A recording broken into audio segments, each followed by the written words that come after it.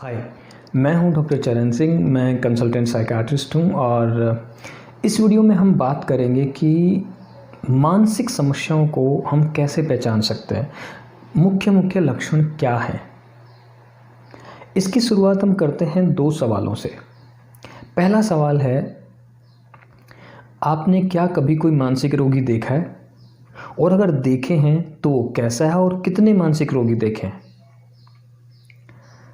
दूसरा सवाल कि आपको क्या लगता है कि कितने प्रतिशत लोगों को मानसिक समस्या होगी? पहले वाले सवाल का जो जवाब आता है वो आता है एक पर्टिकुलर टाइप का पेशेंट जो बहुत ही ऑब्वियस है, कोई भी देख के पहचान सकता है कि ये एक मानसिक रोगी है। जैसे जो बहुत ही गंदा सा है, जो नहाया हुआ नहीं है, जो संतुलन में नहीं है और जिसने बहुत सारे कपड़े पहने हुए हैं और जिसके बाल बड़े हुए हैं, गुस्से में है, खुद से बातें कर रहा है, इस तरह का।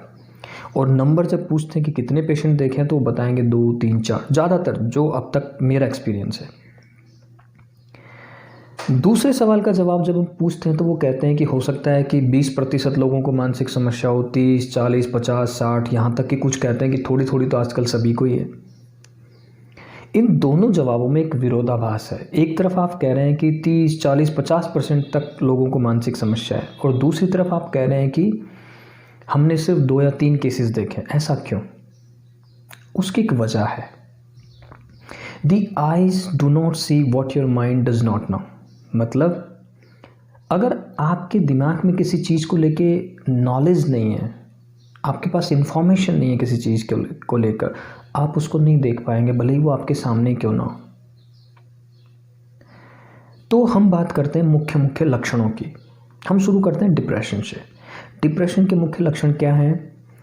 उदासी, मन का उदास रहना, जिन चीज़ों में पहले इंटरेस्ट था उसमें इंटरेस्ट कम हो जाना, थकान रहना, चिड़चिड़ापन, गुस्सा, नींद कम या ज़्यादा, भूख कम या ज़्यादा, वेट का कम या ज़्यादा हो जाना, आत्मग्लानि से भरना, कॉन्फिडेंस में कमी आ जाना, यानी कि आत्मविश्वास में कमी आ जाना।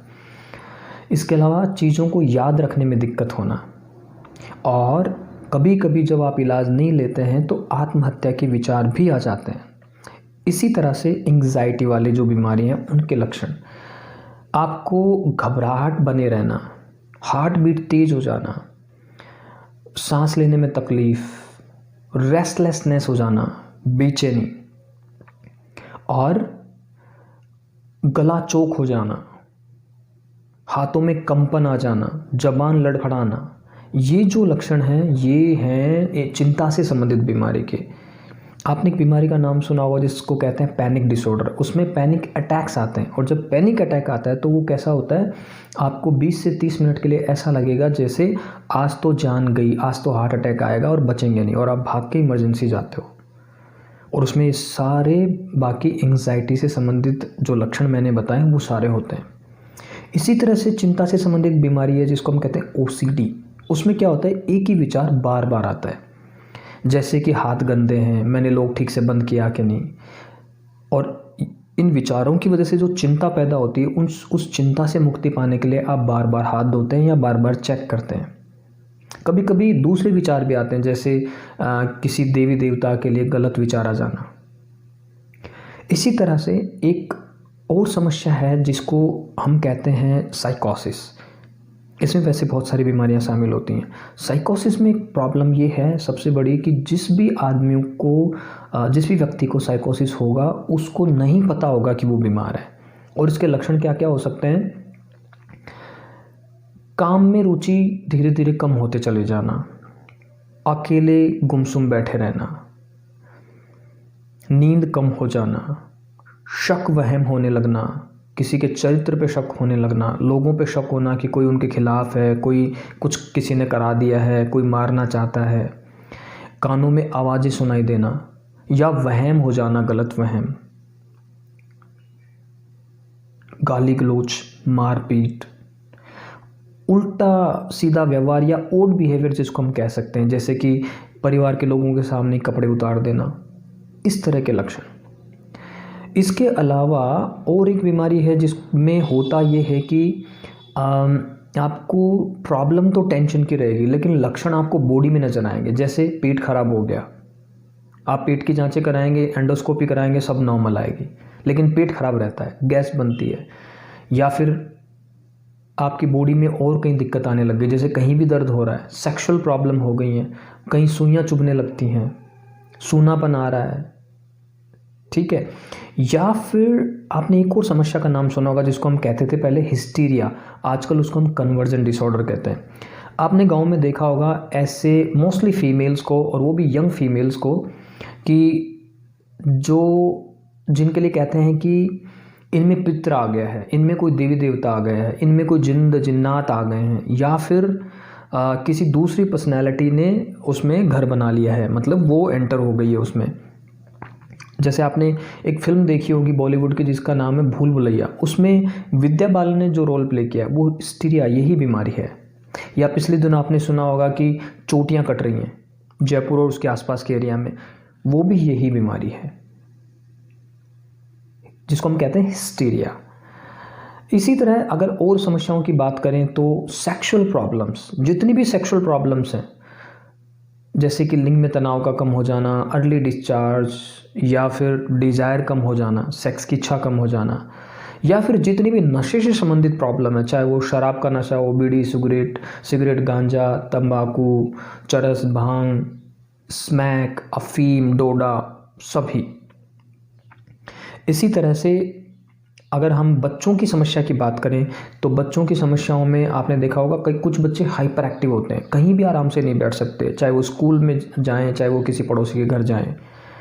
या फिर कुछ बच्चे आई कांटेक्ट बना के बात नहीं करते, अपनी मस्ती में मस्त रहते हैं, ऐसा लगता है कि वो लोगों के जो जेस्चर्स यानी कि बॉडी लैंग्वेज है उनको समझ ही नहीं पा रहे हैं, अपनी मस्ती में मस्त रहते हैं। अगर उनका सराउंडिंग में अगर थोड़ा सा चेंज कर दें तो वो बहुत गुस्सा करते हैं, बहुत चिड़चिड़े हो जाते हैं। या कुछ बच्चे पढ़ाई में कमज़ोर होते हैं, बिस्तर में पेशाब करने आदि।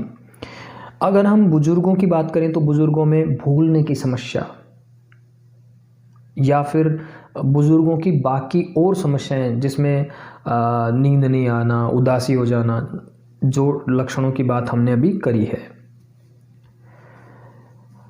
तो इन मोटी मोटी समस्याओं के साथ साथ एक और समस्या होती है जिसको हम कहते हैं पर्सनालिटी डिसऑर्डर। ये पर्सनालिटी डिसऑर्डर जो है वो 15, 17 या 18 साल के आसपास शुरू होते हैं इनके लक्षण।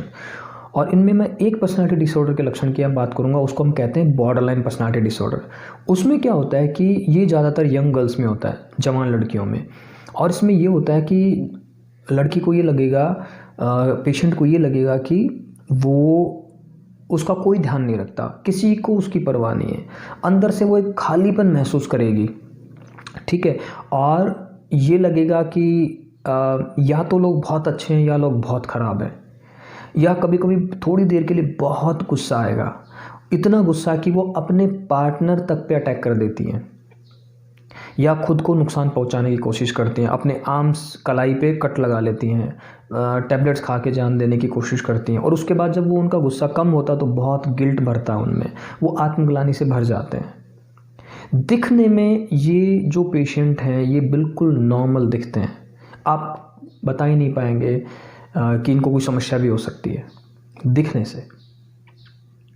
तो ये कुछ मोटी मोटी लक्षण हैं मानसिक समस्याओं के, जिनके बेसिस पे आप ये कह सकते हैं कि इस व्यक्ति को कोई ना कोई मानसिक समस्या हो सकती है। मुझे पूरी उम्मीद है कि इस वीडियो से आपको थोड़ा बहुत एक ओरिएंटेशन हुआ होगा मानसिक समस्याओं के बारे में। Thank you very much.